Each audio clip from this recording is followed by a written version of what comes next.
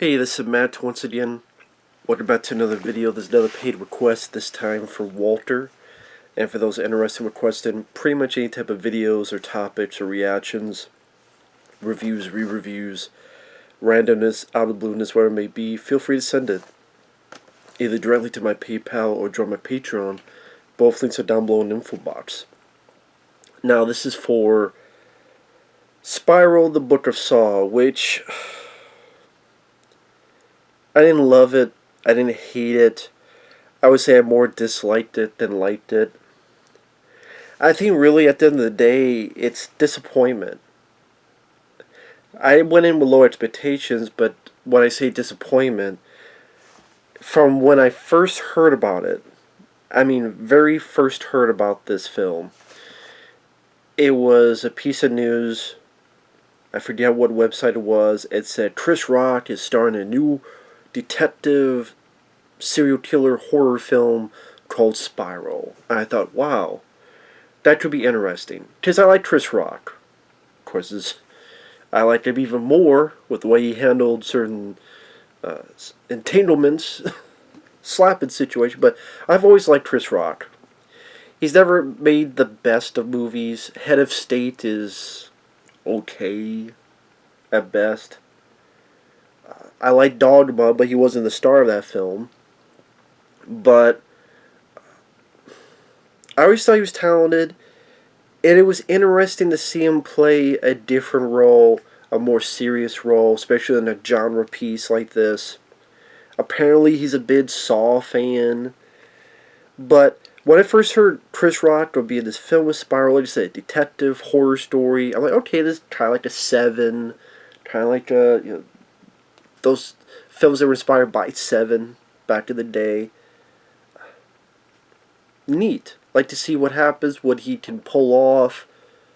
It's like I'm curious when Jim Carrey or Adam Sandler in Uncut Gems, when he was much more of a dramatic role, or Punch Drunk Love, or when Jim Carrey did The Truman Show, which was drama, comedy, and then Eternal Sunshine of a Spotless Mind. But I don't think it's as disappointing as when Jim Carrey did the number 23. Because I'm like, oh wow, Jim Carrey's working with Joe Schumacher, and it's like a thriller. But I don't know if you'd even call that a horror movie, the number 23. But I was curious, and then later on I heard it was a Saw film. And that's when the interest dissipated. Completely dissipated. Because I am not a Saw fan. Okay, I like the first one for what it is.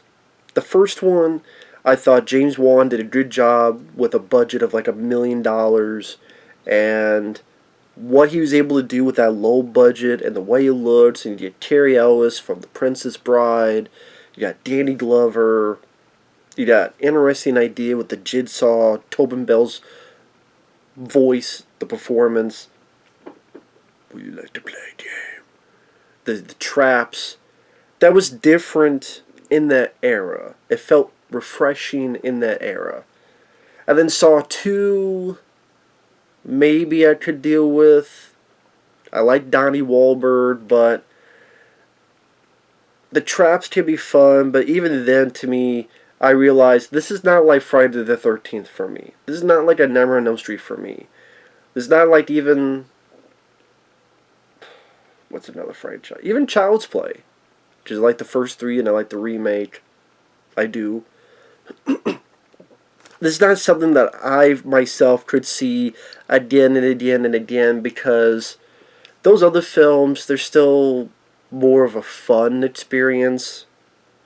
While this idea, it's very gritty and grisly, and the torture scenes go on for so long, and you know how it's going to end. You're just waiting for the kill. I'm sorry, that's a timer going off. Cooking something. It'll be a while though, so it won't overheat. It won't burn. That'd be funny doing this, and then the house is burning down, and I'm still doing the video. Now that would be viral. I wonder if anyone has anyone done like a movie review, even when their house is burning down? It's like, wow, this motherfucker's committed.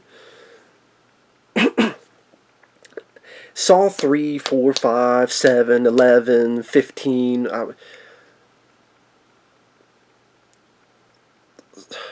Spoilers for those who've never seen a Saw film. I'm trying to remember. Saw 3, they kill Tobin Bell, Jigsaw.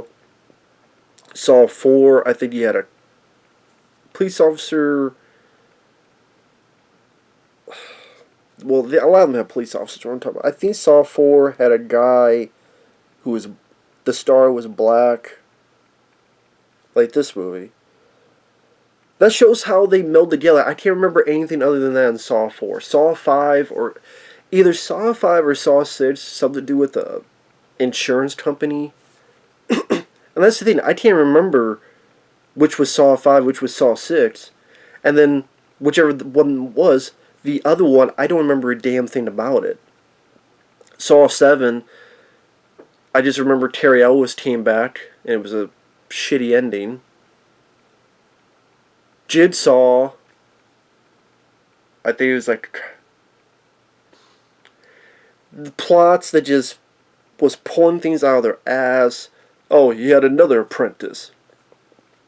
That's why this film, I didn't hate it, because I would say I liked it more than the last bunch of Saw films, because this at least is trying to be, it's a copycat of Jigsaw, but it's still trying to be its own fucking thing, meaning it's not this apprentice that pulled out of its ass, and it really is a different person who has their own goal, but using the Jigsaw motif. That I appreciated, because I know people say it's convoluted. No, the Saw 3, 4, 7, the Jigsaw from 27, that is convoluted as fuck. It made it seem as if Tobin Bell's Jigsaw was a psychic, and somehow he knew all this shit would happen, and be... Yep. This one, in a weird way, made more sense. And that's why I would say I think this is the best one since the first one, because of that. Plus, I like Chris Rock, Sam Jackson, even though he's very, very limited, screen time wise. So in the range of Saw films, I think it's one of the best ones since the first one. But as a serial killer 7 type of movie, it's very... Does that make sense? Like, to me, in this franchise, I think it's one of the betters, but compared to other mainstream movies, it's one of the lower ones. I don't know if that makes sense. Because I'm thinking, I wish that this did not have the director, Darren Lynn Bousman. I don't think he's that talented of a director. Is Darren Bousman? I'm saying, I won't call him Bousman, because he might have been drinking a bunch of fucking booze while making the goddamn movie, with how some of his editing is. So yeah, that's not how you pronounce his name. Well, I'm pronouncing Bousman, so I have to say stop drinking the booze, and call the fuck out with some of your editing, and... Because, really, like, oh, the guy, I know he did Saw 2, 3, and 4, or maybe Repo, the Genetic Opera. What the hell else has he done? James Wan, I didn't say, is a better director than Darren Lynn Bousman. I think they should have gotten a different director, a better director who knew how to handle actors, who knew how to drive a story more forward. You got a guy that you watch Saw 2, 3, and 4. You might as well call them the same fucking movie. I know people say with Friday the 13th, but even... I would say Friday the 13th Part 5 is different from Friday the 13th Part 1. And I could tell you the differences. Not so much with Saw films. And I look... It's when you sat down and watched this and you go, okay, positives.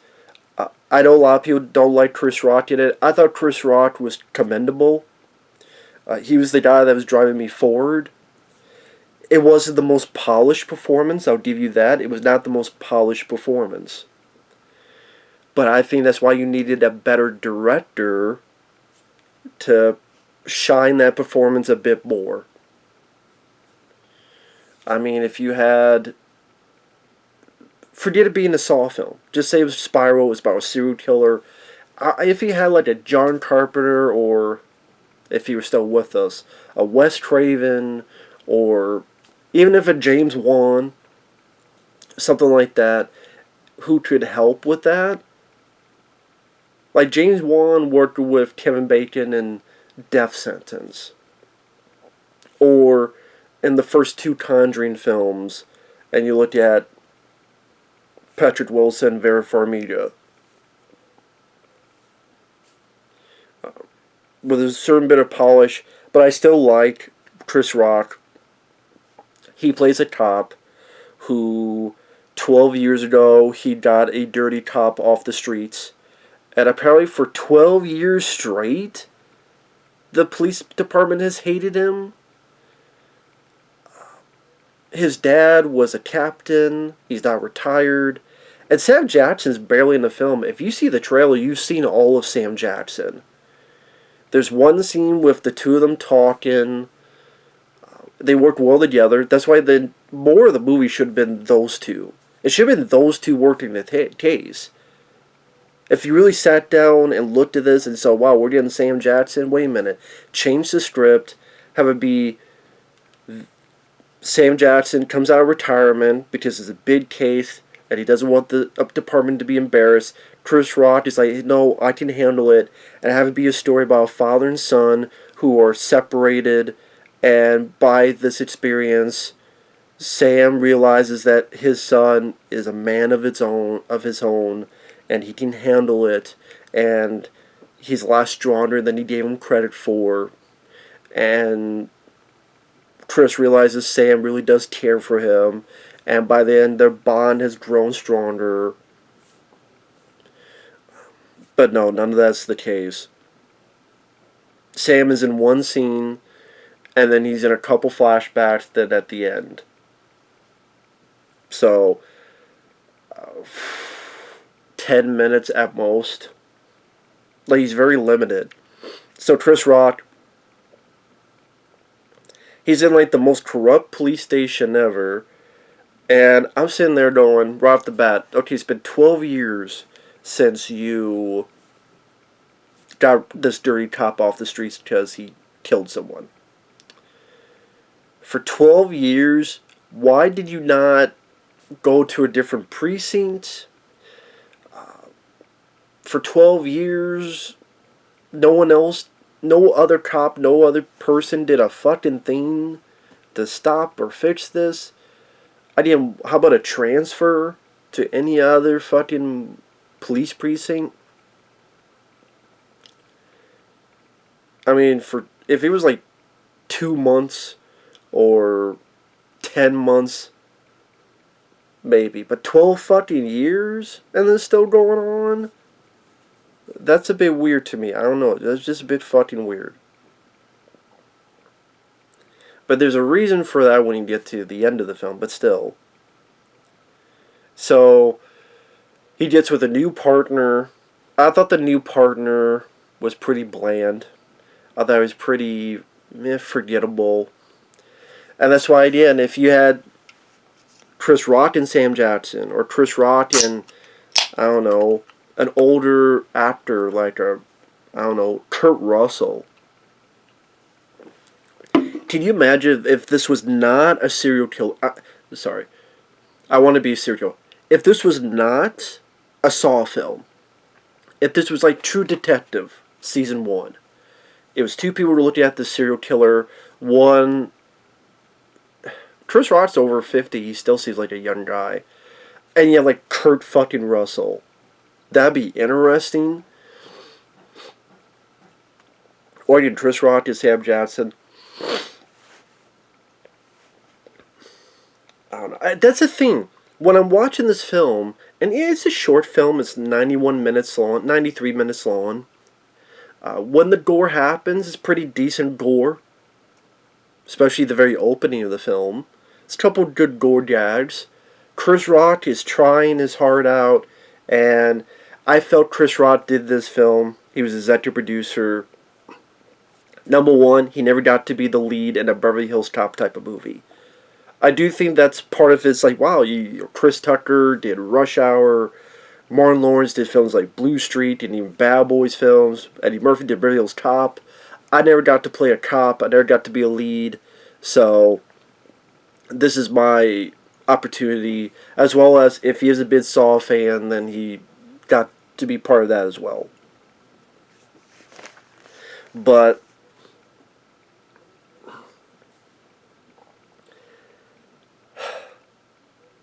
when you watch the film and you see like the midpoint of this investigation where a Jigsaw copyright.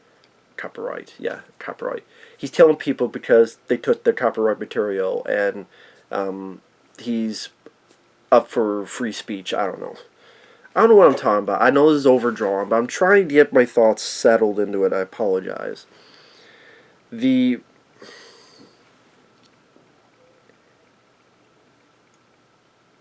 A copycat Jigsaw is taking cops, killing corrupt cops, and only corrupt cops, and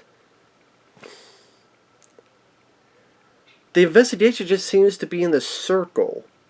Funny enough, it's called Spiral, where they get a package, there's something in it, either a USB or a body part, they go find a body, and then they really get nowhere. Then they get another package, they get another thing, they find another body, and then they get nowhere. And then you find another package. It just seemed like this rotating thing, and I get it, you can't catch the killer in 20 minutes, otherwise it'd be a short movie, but there's not a lot of big detective work. There's not a lot of big finding clues.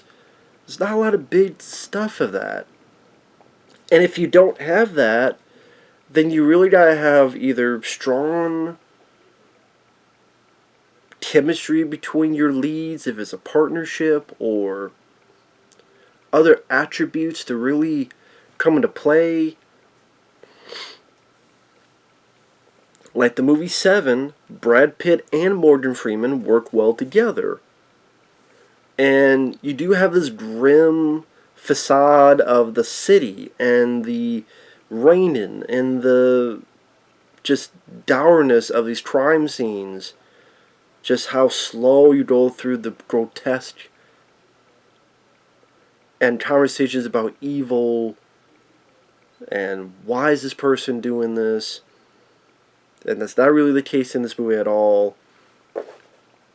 And having watched True Detective Season 1 with Matthew McConaughey, Woody Harrelson, and seeing how you can do that so well. Sorry. You can do that so well. And I have these films. I See You, about a serial killer, better than Spiral, where you have a killer killing police officers. And a bunch of police officers go to this detox place, and then the killer's still killing them one by one.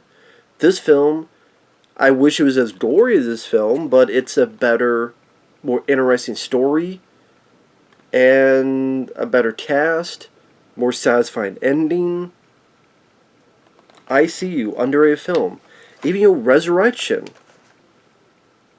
Resurrection came out in 1999. It was a Seven type of movie where Christopher Lambert from Highlander, and is also from the same director of Highlander, are trying to find a killer who's killing people to make the body of Jesus Christ.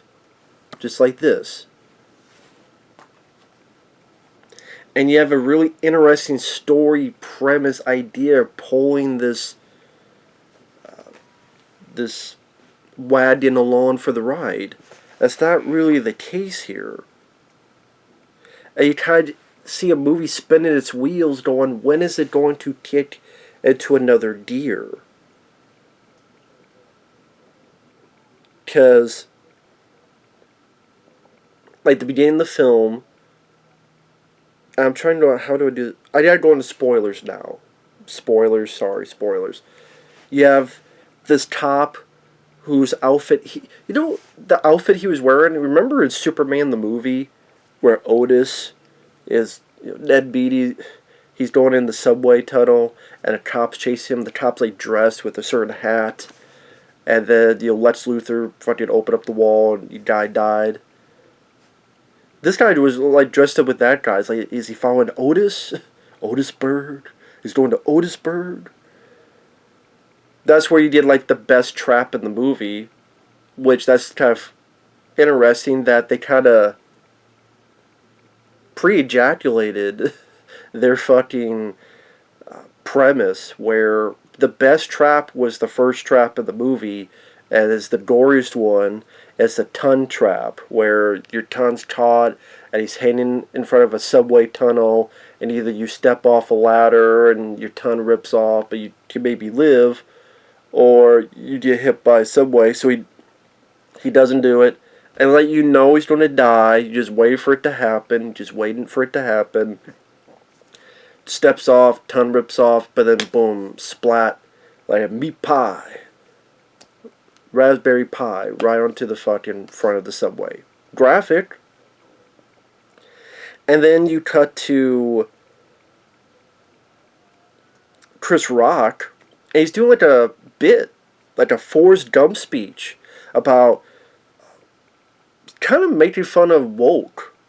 That's kind of what he was doing, making fun of, they could never do that movie today. What? He's a special needs kid, and this lady wouldn't give him any pussy.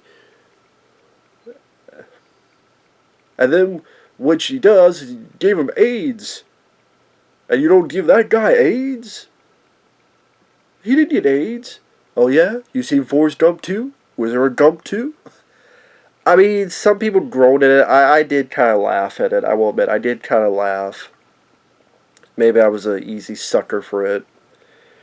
And then, this is why I thought of Beverly Hills Cop, that, he always wanted to be in a film like that, because he's undercover, and there's spoilers, undercover with a group of people. This is with ski masks. They steal money. They go down this elevator. Cops are there.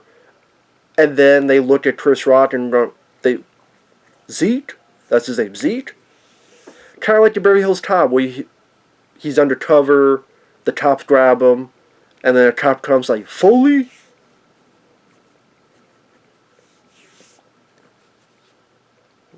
I think that's when Eddie Murphy was like, and it goes with a lot of the cop cliches. A lot of the cop cliches.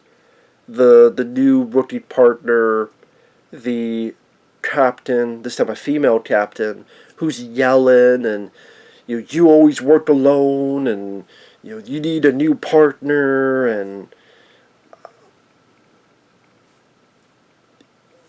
there's a backstory where there's a bit of a dramatic, in this case, him turning the dirty cop. He's getting ready for a divorce. Again, like, almost every cop cliche is checked right in the book. Check, check, check, check. And you're thinking, man, it could be like a regular guy who's a cop, and he just thrust into this terrible situation, and maybe he could stay sane while others haven't because of his sense of humor. Because from what I understand with cops, one of the things that keeps them going is their sense of humor. I don't know if a cop has ever subscribed to my channel. If so, I think that'd be cool. But that's what I've heard, is that, or reading up on stuff, I should say. That would be interesting. But again, it's the direction and then the script. And from what I heard, Chris Rock gave a once-over on the script. I don't know, man. Maybe he needed a few other drafts of it. Part of me wonders if he's like, hey, I really get to star in the film, let alone as a... The last he played the police officer was, what, Lethal Weapon 4? Maybe?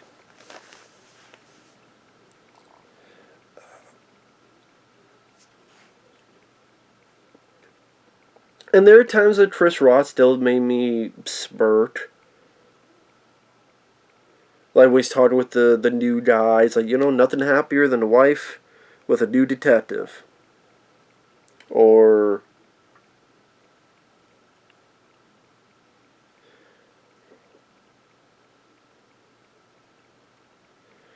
I'm trying to remember that dialogue, like, when you become a new detective, there's nothing happier than your wife or more angry than the same bitch 10 years later.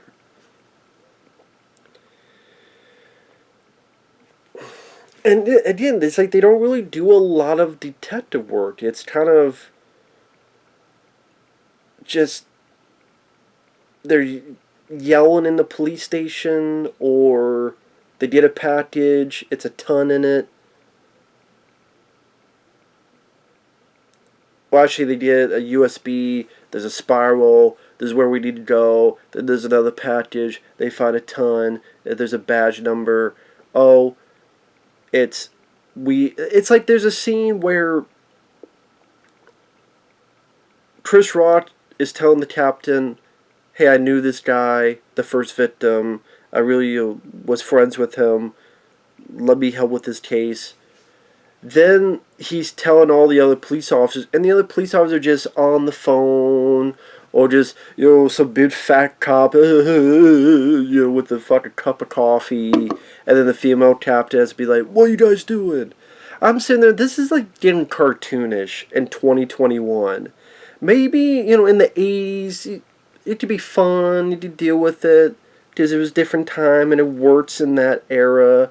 But in 2021, it's like, this is getting like cartoonish with the way how corrupt these cops act. And again, seeing stuff like True Detective Season 1, where it's two cops going after a killer, and you see how well the dialogue written, the story is, that is so much better than this. I got spoiled by seeing True Detective Season 1. I actually just ordered that on DVD because I was trying to find a Blu-ray, but I didn't know on Amazon it's like weird stuff like this is a Blu-ray, but it's like a foreign Blu-ray, but it's not. It's like, I don't know. I'll just get the fucking DVD then. But like the director, it needed a better director.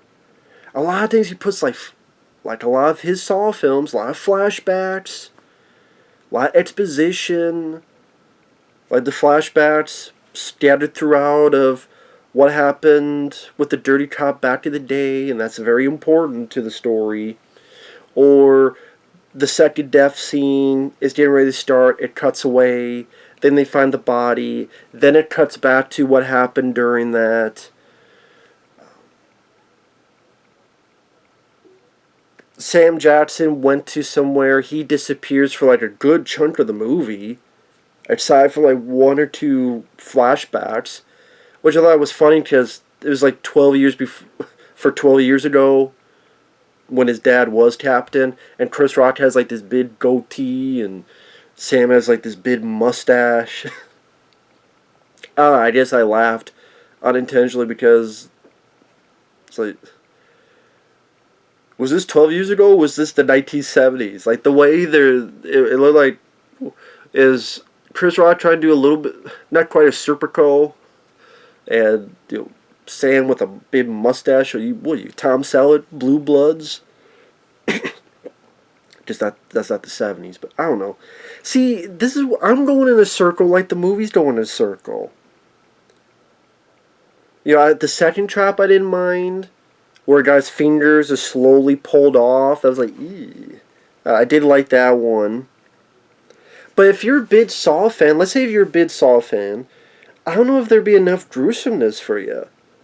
Because really, there's only 4 traps. Yeah, there's really only 4 traps. And that might not be enough for people. And of the 4 traps, the 2 I mentioned, one I thought was lame, other than the aftermath. The aftermath was pretty good makeup effects, but... And then the 4th one is the ending. Ending. And also, it's predictable. Granted, when I first heard about this, I assumed one type of ending. I was wrong. I will admit I was wrong. But when you're watching it, and it gets to like an hour in, and I'm going, oh, it's this. And it was. I gotta go into super spoilers right now. Super spoilers. You have the first two victims. Then, again, the investigation is pretty much either them just talking, or at one point they go to this guy where Chris Rock is pretending to be someone. The guy puts down a bucket, put your money in there, okay, but he put in like a device to blow the... You know in movies when someone take the money and they open a bag and you get that blue right into the person's face. That hits the person's face. There's a little bit of a gunfight, and then they take the guy down, try to get some answers, which really get nowhere. Or Chris Rock goes to the cop from 12 years ago, who's a dirty cop, who's now in like a meeting, but that's an easy red herring. Super spoilers. You get to the third victim, not third trap, third victim, where they get a package, and supposedly it's his new partner's arm with a tattoo. And right then and there, you know something's off. Because number one, it's just the guy's been skinned. There's no trap. There's no flashback to a trap. It's the only death that is edited that way. It's the only death that goes that way. There's no, the guy, and then, none of that. It's literally, there's no trap. There's no, you want to play a game. There's none of that. By the way, can I just say the new voice, which is not Toem Bell, the new voice sucks. It sounds like Kermit the fucking Frog. I can't do Kermit voice, but it sounds like if Kermit the fucking Frog was Jigsaw. It's like more higher pitched, and then also you don't have the doll from the Jigsaw films. You have a different doll. Because it's a different person, and I get that, but like the voice, with the way technology is, you can make that fucking voice. I bet you could go online and buy a fucking thing that, we got to sound like Jigsaw. I bet there's a fucking program somewhere that you could do. Plus, it's a movie. This is like, well, anybody can make that voice.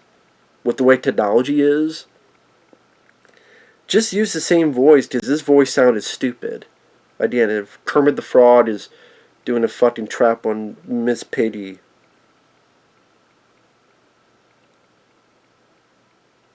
Pork, the other beef.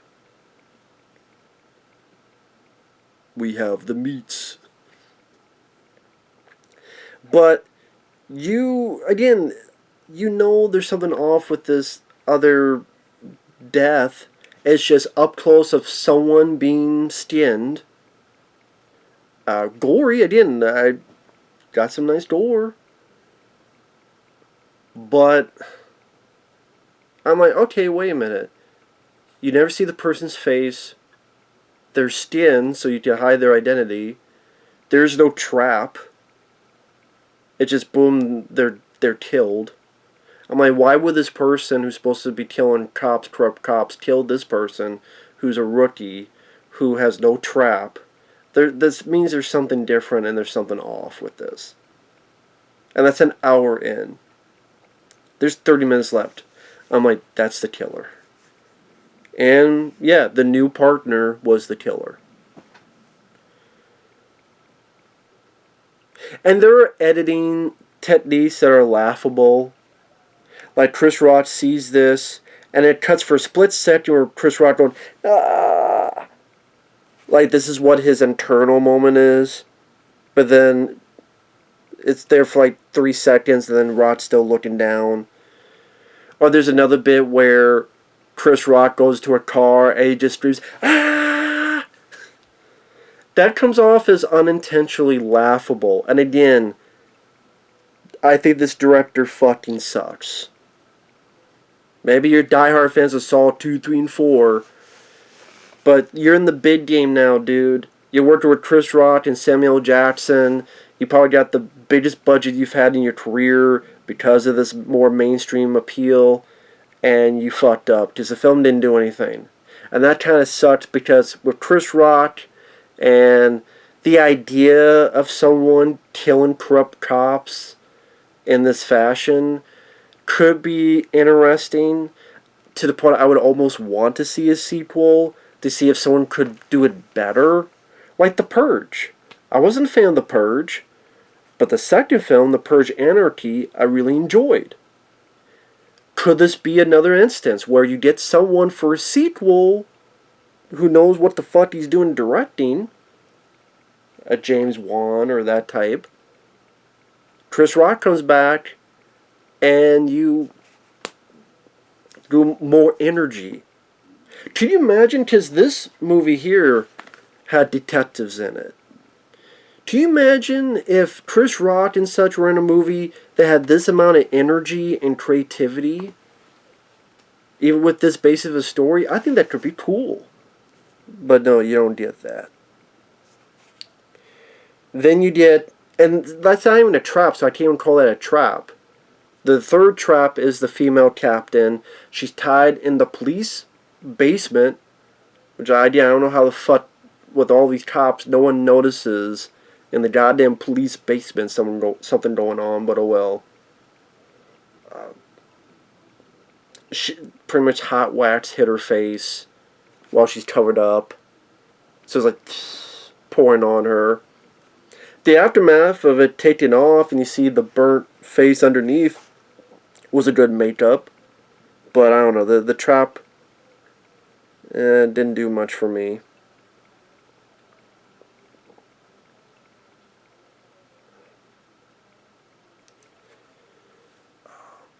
And then after she's killed, he still can't find his dad. He's taken.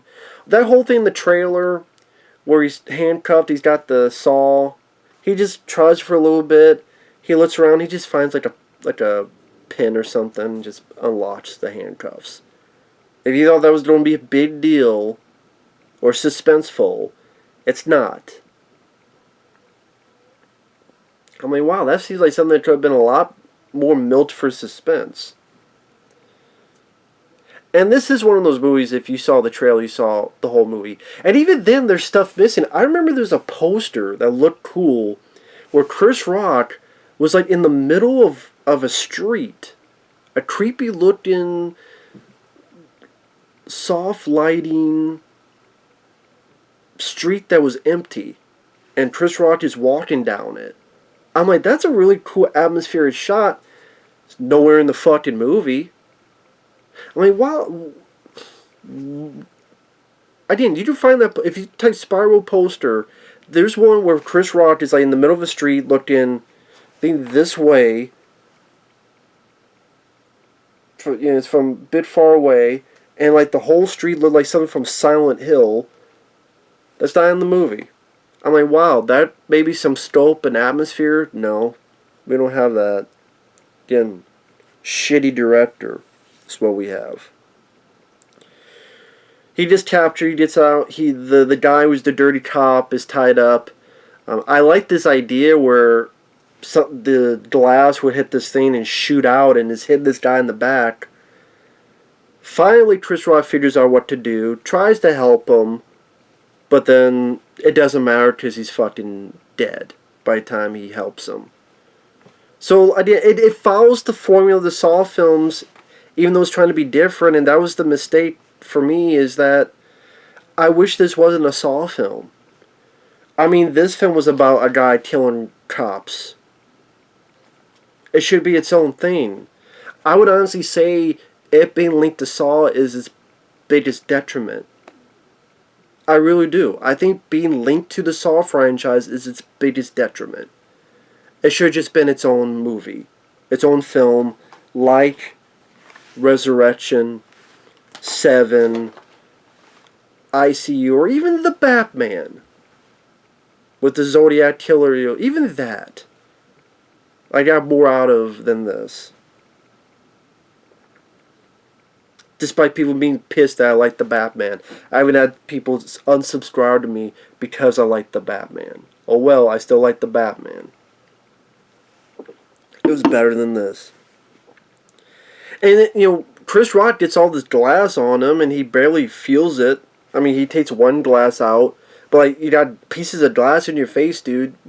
I'd be in a bit more pain. Spoilers, he finds his dad. He finds that the killer is the rookie partner. 12 years ago, the guy the dirty cop had killed, who was a witness, the guy's son had seen the whole thing. He had seen that Chris Rock tried to help him. He had seen that this guy did it. So when he was a kid, he grew up to hate cops. And you know what? I actually don't mind that idea. But this whole thing with the corrupt cop stuff, maybe it's trying to be a bit social movie. It's not. And part of me is like, okay, it's not at least Jordan Peele where he's driving a point. I mean, there's the whole monologue of the villain at the end of why he did this, but like throughout the rest of the film, I didn't find it preachy. Compared to a lot of films today, I didn't. Maybe some people disagree. But I'd say there's like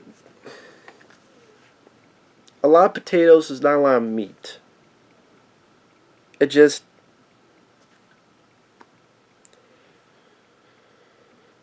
He wants Chris Rock to help him deal with dirty cops. You can either shoot me or save your dad. So of course Chris Rock tries to save his dad. Brings his dad down, Sam Jackson. Then tries to fight the guy. Does a shitty job of it. Or at least Darren Lynn Bousman. Maybe he had more booze that day. Doesn't know how to shoot a fight scene. And then he hit a button and like a puppet, Sam Jackson's rising up. He's like, what the fuck's going on? Cops have been called. And then there's a gun attached to him. Rises his arm up. Chris Rock realizes too late. Stop. They won't listen to him. Also, the killer, of course, like a plan, had the lights turned down. Cops see a gun, shoot him. And I'm sure there's a lot of political stuff you need to look into with that. Yeah, that song. Dun, dun, dun, dun, dun, dun, dun, dun, dun, dun. So Chris Rock's seeing his dad get killed, turns, the killer gets away in an elevator. Chris Rock's like, no! And then it ends. And I went... When I first heard of this film, I thought either Chris Rock would die, or Chris Rock would be the killer, or maybe Sam Jackson would be the killer. Well, I was wrong on all three. So I guess I did give the movie that. I was wrong on all three, but then when I'm watching the film, and I'm like, well, yeah, that's typical. That just came off... I guess I was trying to give the movie more... I don't know. I don't know if I was trying to give the movie more credit or something, but... I mean, even if it was like Sam Jackson was the killer, and it could lead to this interesting dynamic of a father versus a son. Like a son, this is his father, this is the police captain, this is someone he wanted to be a cop for that reason, but now either Sam Jackson's killing these other cops because he needs them to keep quiet, or he's afraid they'll say something more than they should, and he's using the Jigsaw motif as a smoke screen, or whatever it may be. And then Chris Rock, he deals with dirty cops, and he has to deal with the dirtiest cop, who's his father, and that gets to I don't know, maybe the warehouse has like a series of traps, a gauntlet of traps. and he looks so little. He thinks so little of his son. He knows he won't. He's going to die. He doesn't want to watch his son die, but he starts. It's like, sorry, son. Like, he doesn't want to see his son die, but he can't let him live either in his eyes. So he figures his son's so weak, he won't survive the traps. And then the finale is Chris Rock going through this gauntlet, almost like Saw the video game. This whole warehouse, and Chris Rock is stronger, and he's like torn up, he's bloodied up. But then he wounds Sam Jackson. And he realized that he had something recording, so Sam Jackson just confessed.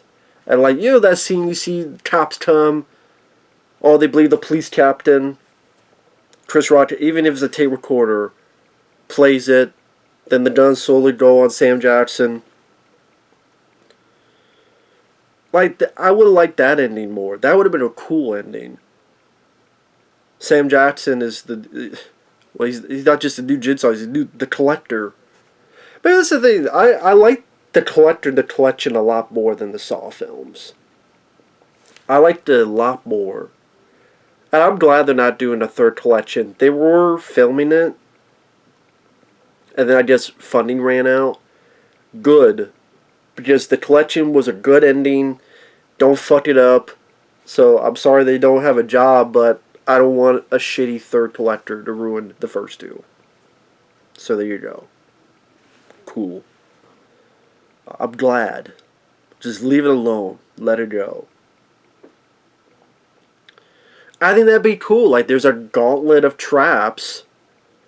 And, well, if they not killed from the first one, it'll be the second one. And I don't know, maybe he planned this in case a SWAT team came in and he locked them in. And, as much guns as you have. Well, it's a meat grinder. If the first one don't get you, the last one will. And some will get along the way. And it's like the last resort. Like, some villains, they burn up the place or they blow up the place. Here's your, like, rats in the maze. And then Chris Rock shows he's stronger than his father gave him credit. Like, stuff like that would be cool, but no, it's just very pedestrian. It's very middling of the road of a serial killer movie. It is a predictable killer. Has a meh ending. Again, if you're into these films, it has like 4 traps, and I would say the first 2 are worth a crap. Sam Jackson, that one scene in Chris Rock's apartment and the ending is like the only times they're actually on screen together. Like I said, the rookie partner, he's very bland and boring, even as Jigsaw. The Jigsaw voice sounds like Kermit the fucking Frog. I like Chris Rock. I like the idea of, this type of theme, dealing with dirty cops. I like the first couple traps. It's short. It's not 2 hours. Doesn't overstay its welcome. But man, just go watch True Detective Season 1. Just go watch this film again. Or if you've never seen it, go watch this film with Sylvester Stallone. I see you. You see this. This, I almost feel bad for Chris Rock. I think if he had a better director and a better script, there could be potential. But this film didn't do well, and that went bye-bye, that opportunity. So, I know it's a longer video, but I had a lot to say about it. So, with that said, I guess it's more of a discussion of the film. Thanks for watching. We'll see you guys later. Bye-bye.